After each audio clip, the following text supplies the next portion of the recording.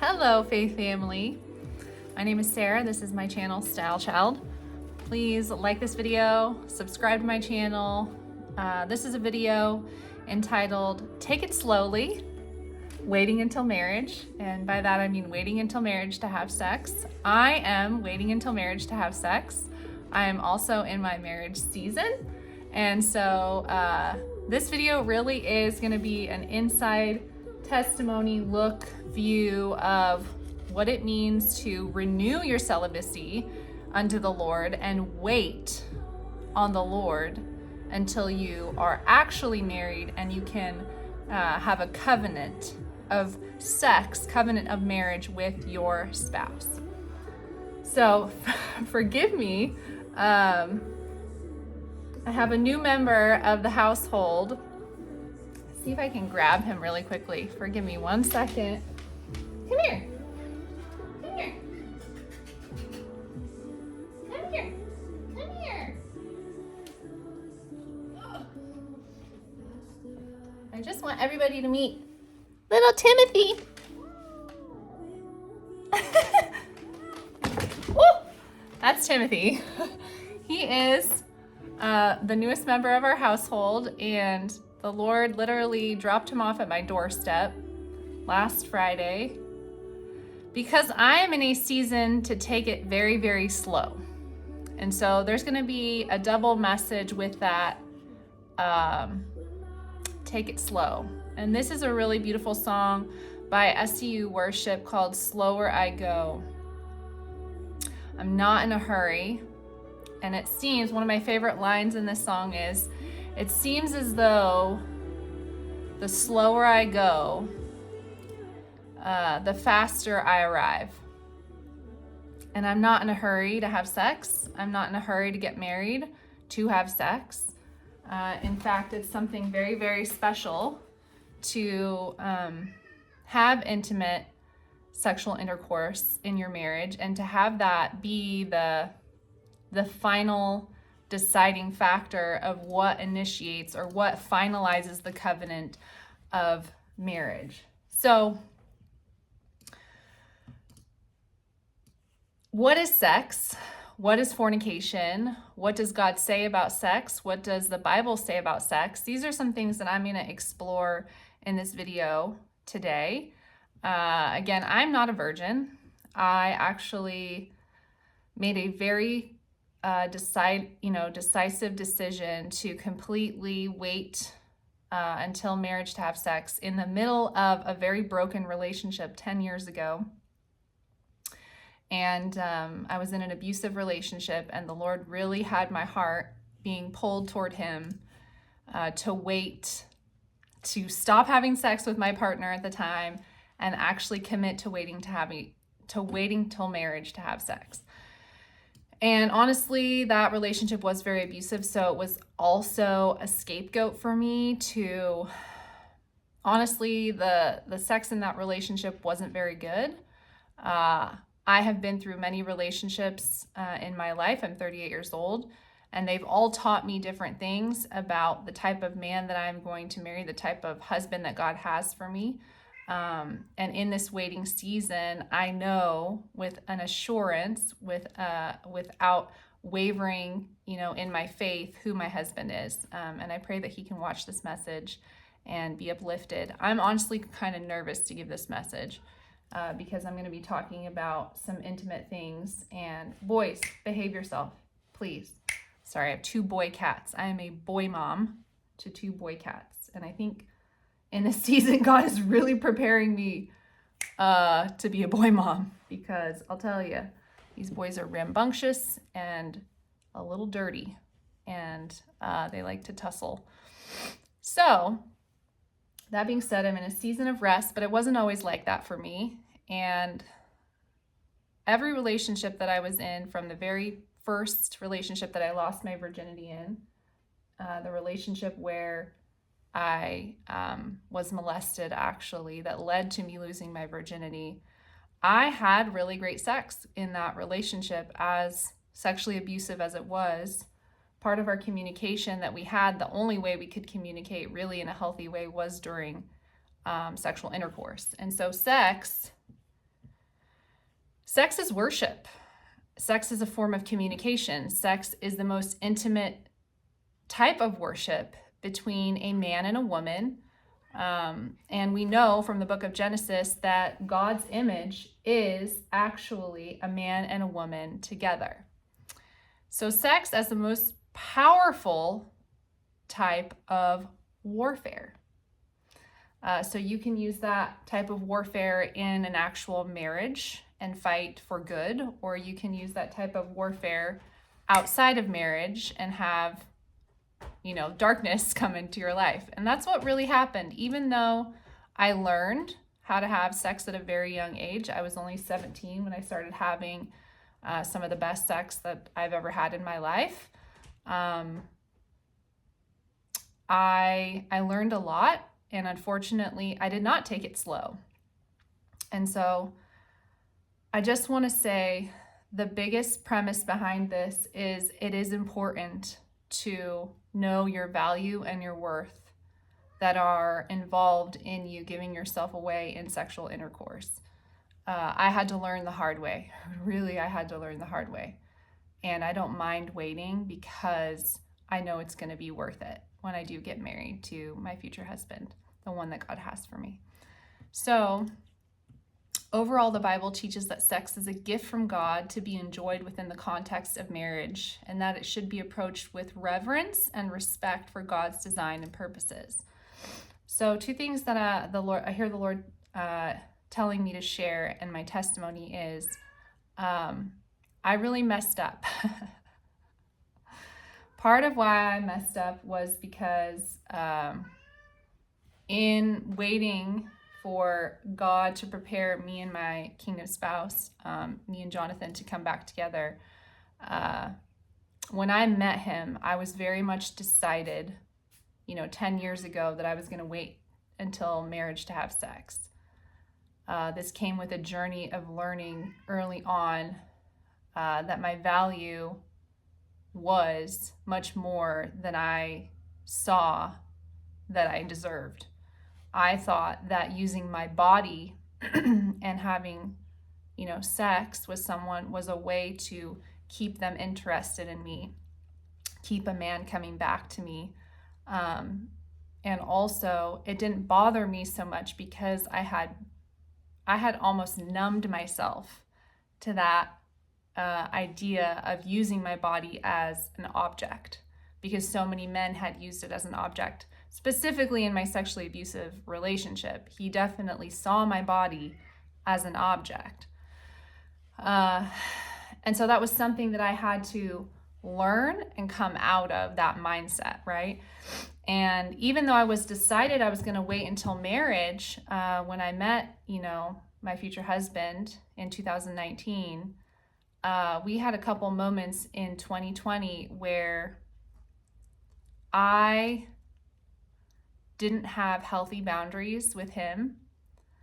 And that was partly because women and men have different boundaries. Well, everybody has different boundaries when it comes to intimacy, physical intimacy, right? And at that time, I didn't understand what it meant to take it slow. And so I have apologized to my future husband, but I'm going to apologize again. I'm sorry. I'm sorry for initiating, us being physical together. I know we did not have sex, but I do wish I hadn't, and I can see the effects that it has had on our communication, and how me being so forward with my physical affection has created a lot of questions regarding how I view you and how I feel about you. Because since then, I have really redacted my physical boundaries. And what I want to explain to women and men on here that might be watching, that are dating or courting or have been in abusive relationships that are sexual, or have had molestation in their life. I've been molested. We often forget that other people have boundaries too. And I think women often also forget that male boundaries are different than women's, because women, it's a process, it's a hormonal thing. We need to be emotionally intimate before we can be physically intimate. That's when we feel safe to orgasm, right? That's when we feel safe with a man, is when he makes us feel emotionally safe. A lot of times men, it's more physical attraction. And so for them, having you sit on their lap, or having you, kissing, or having you touching their thigh, or any of those things, and I'm guilty of that with my kingdom spouse. I didn't see them as crossing a boundary, because those things didn't necessarily make me aroused. But your kingdom spouse might not know what their boundaries are. So this really is a message to help you think bigger and think how to heal your heart, what you think you need to do, what boundaries you might need to set up. And the earlier you know what those boundaries are, those physical boundaries, because for me, I just kind of used the blanket statement, well, I'm waiting until marriage to have sex, but I was willing to get my toes kind of right up to the edge of that place of temptation. When my kingdom spouse, my man of God, really needed me to stay about 10 feet back and respect him. Because I'm telling you guys, that man didn't even try to put a hand on me, because he was that kind, that thoughtful of a man of God. He was really ready to pursue a friendship with me before ever putting his hands on me. And in my lustful past, I was confused. I was like, does this guy even think I'm attractive? Because my mindset was, if they don't put their hands on you, they must not think you're attractive. They must not like you. And so I have had to unlearn a lot in this healing journey of what is sex, what is waiting for marriage to have sex, and what are the boundaries that go with that. What are my boundaries? Because I don't mind holding a hand. I don't mind making out. Those are things that I could do, but I don't know if those are the boundaries that my husband can handle. Does that make sense? Because his libido might go from 0 to 100 really quickly, and mine might go from 0 to 10, in an evening. And so I just have to be more cognizant, and I have been, but in that, and with the distance that we've been separated in this time, because God moved him out of state. And so in the last 4 years, we have not had sex, we have not had physical intimacy, and there's been a lot of rough conversations surrounding physical intimacy. And so this message, God just told me last night, he said, release it, because there's a misunderstanding of who you are, who I've created you to be, who I've healed, what I've healed you from, and that needs to be communicated on your channel. So in Genesis, it says, therefore a man shall leave his father and his mother and cleave to his wife. I love that word, cleave. And they shall become one flesh. I'm not worried about whether or not sex is going to be good when I'm married, because I'm waiting until marriage to have sex. I'm not worried about if it's going to be good or not, and I'll tell you why. My parents had intimacy issues when I was a very young lady. I saw it. I mean, young, child growing up. I saw that my parents were not having sex. I could tell. I could just tell. I wasn't checking on them, but I just was I don't ever notice them intimate. I don't ever hear, there's nothing coming from the bedroom. You know what I mean? And so when I started having sex at 17, I knew something was wrong. I said, if what I'm doing isn't right because I'm not married, I'm having sex outside of marriage, but it feels so good, why is it that my parents being married and never having sex is the right thing to do? And it didn't make any sense to me. And now that I'm older, I can understand. They had intimacy issues because my dad, he had a porn addiction. And so he had impotence. And my mother, she was very ungrateful and had a lot of demonic strongholds. And so they just didn't communicate very well about their intimacy issues. And at a very young age, I learned what it was for a man to cleave unto a woman. And if it's written in the word that a man shall leave his father and his mother and cleave unto his wife, that's God's law. I have no doubt. And I've seen it in other relationships that I've been in where I've had, young relationships in my, early 20s where men have cleaved to me because we've been sexually intimate. And I'm like, oh, this is as if we are married, because having sex is an act of initiating marriage. And if you're not actually married by God in the kingdom of heaven, you're married for Satan. That's a covenant. And so God's law is his law no matter what you're doing it for, right? And so things can come on you. You can be fragmented for all the people that you have sexual intercourse with. And I have been, and I've had to heal from that. And I've had to undo years of misunderstanding love for lust and vice versa. And so as and I didn't really come into this full understanding until I was in my 30s. And so for my kingdom spouse, he's still in his 20s because we're 9 years apart. This is a huge undoing. This is a huge learning for both of us, for anyone who's already had sex and lost their virginity, to learn what the promises of God are, what the laws of God say in the Bible, and why it's so important to wait until marriage to have sex.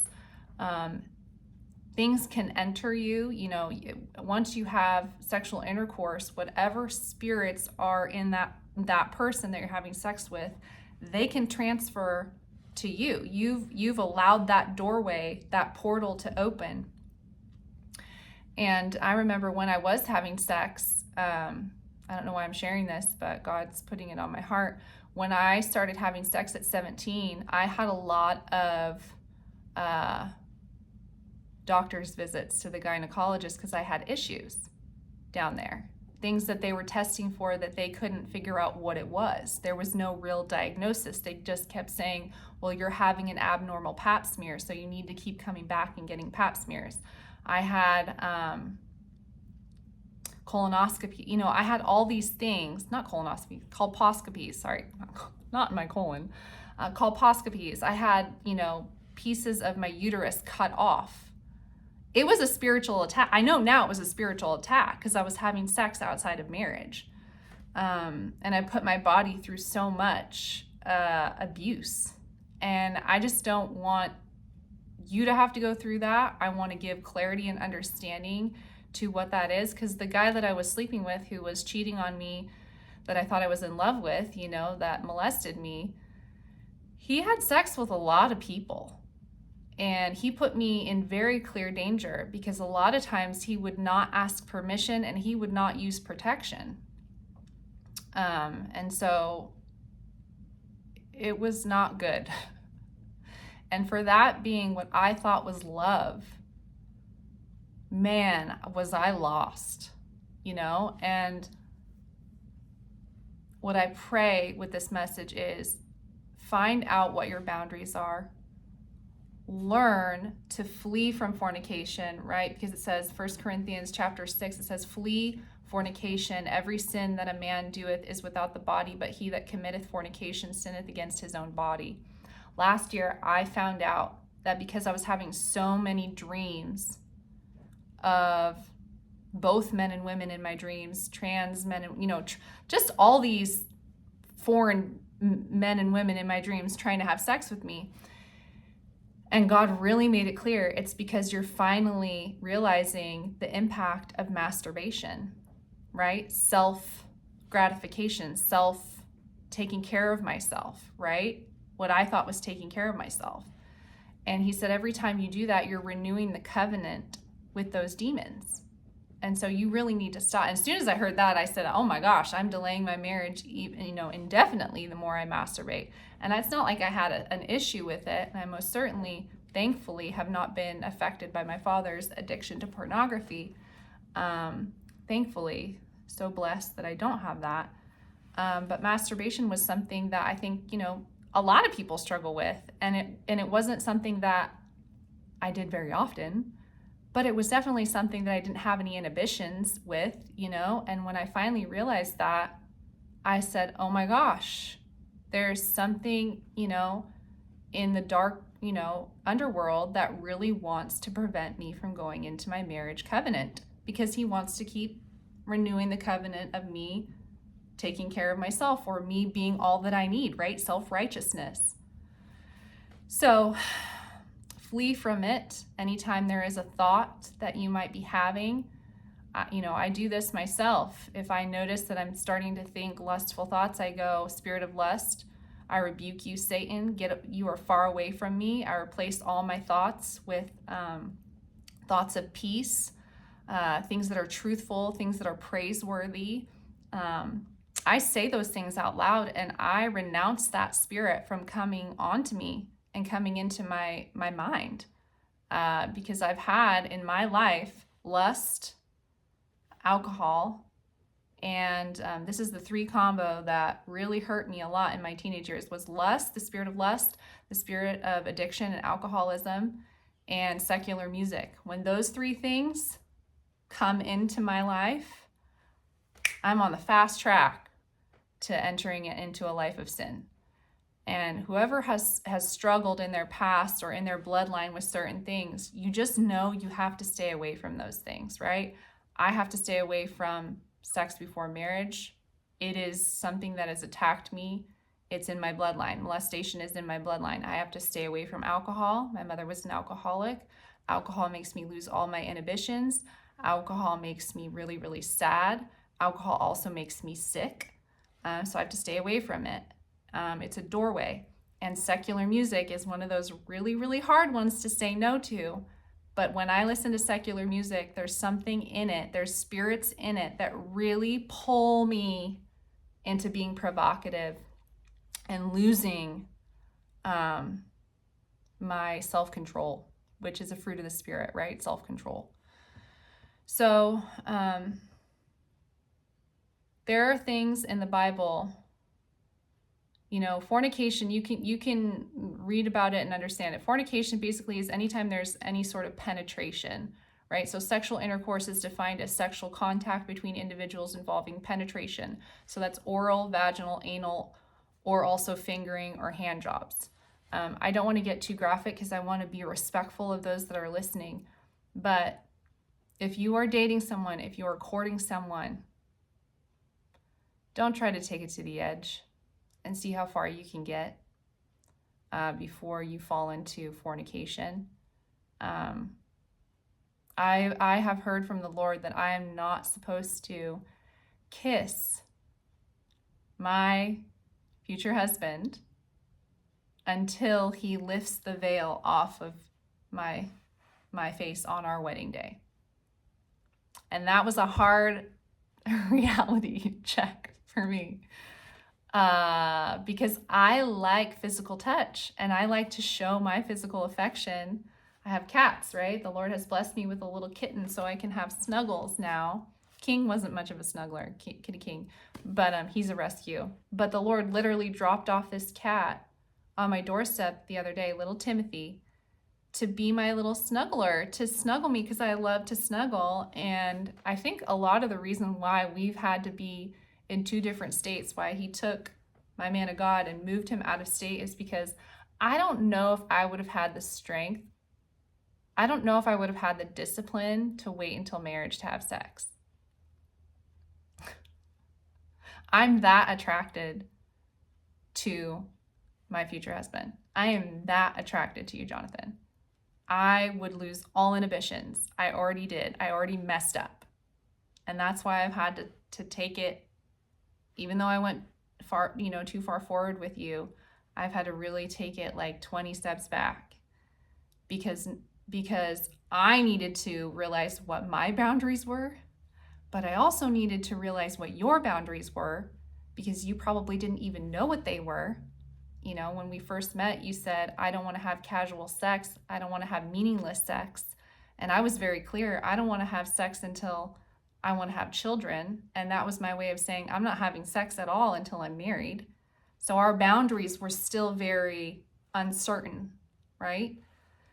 And so until we can put words to our emotions and have a healthy conversation about sex and about how we feel about each other, God's not going to put us together. He's not going to put us in a place of temptation. God doesn't tempt, his children. So I'm feeling like this is really, really healthy for me to share all of this. I just know that the blessing is coming because I'm supposed to be here, waiting every day to see how my parents are doing, to wait on a move from God. I'm kind of just taking care of little Timothy. It's really fun seeing his personality come out. He's only about 5 weeks, almost 6 weeks old. But it's fun. I'm nesting and I'm taking care of my little baby kitty, and I'm taking care of King. King's about 1.5 years. So I've got 2 young little baby kitties in my house, and I love nurturing them. I love being their mother while I wait for God to really restore my husband to me so we can have our conversations about how we love each other and respect each other enough to wait till marriage to have sex. So I pray that this message blesses you all, and go ahead and take it slow. The slower you go, the faster you will arrive at your promise. I love you all. Be blessed. Bye.